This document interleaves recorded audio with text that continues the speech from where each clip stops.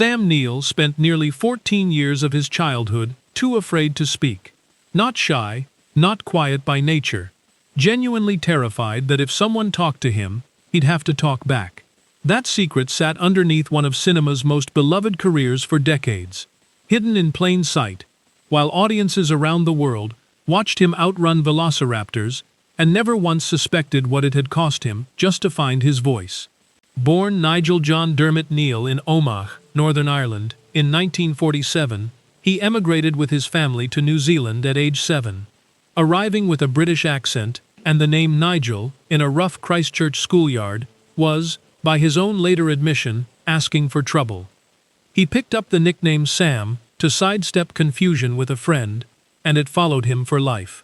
What didn't follow him, at least not without a fight, was the ability to speak freely.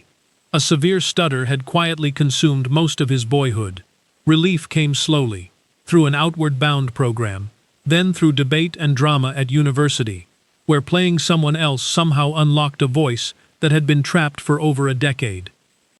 That same drama circle at Victoria University of Wellington gave him something else he'd carry just as long: a friendship with fellow student John Clark, who would become one of Australasia's most celebrated satirists. The two eventually worked together on screen in the 1990 film Death in Brunswick, and Sam would later describe it as probably the happiest experience he'd ever had on a film. A remarkable thing to say from a man who'd also worked alongside Meryl Streep and Sean Connery. His screen career built steadily from there. My Brilliant Career, The Hunt for Red October, Dead Calm with a then 18-year-old Nicole Kidman, and The Piano, before Jurassic Park made him a household name in 1993. That same year, he founded Two Paddocks, a vineyard in central Otago, counting his first grapes the same summer he was running from dinosaurs in Hawaii for Spielberg. On that Hawaiian set, a Category 4 hurricane tore through their location, genuinely frightening the entire cast and crew.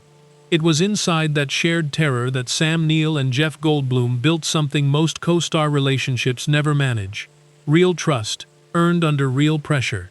The friendship that followed lasted 33 years, surviving a global pandemic, a COVID quarantine hotel in London where Jeff kept everyone afloat with piano sessions, and eventually Sam's 2022 diagnosis of a rare, aggressive blood cancer, Stage 3 angioimmunoblastic T-cell lymphoma.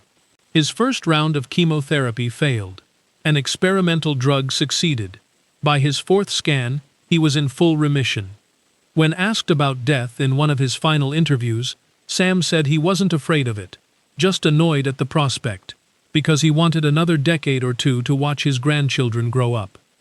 On July 13, 2026, Sam Neill died suddenly in Sydney, cancer-free, surrounded by his family.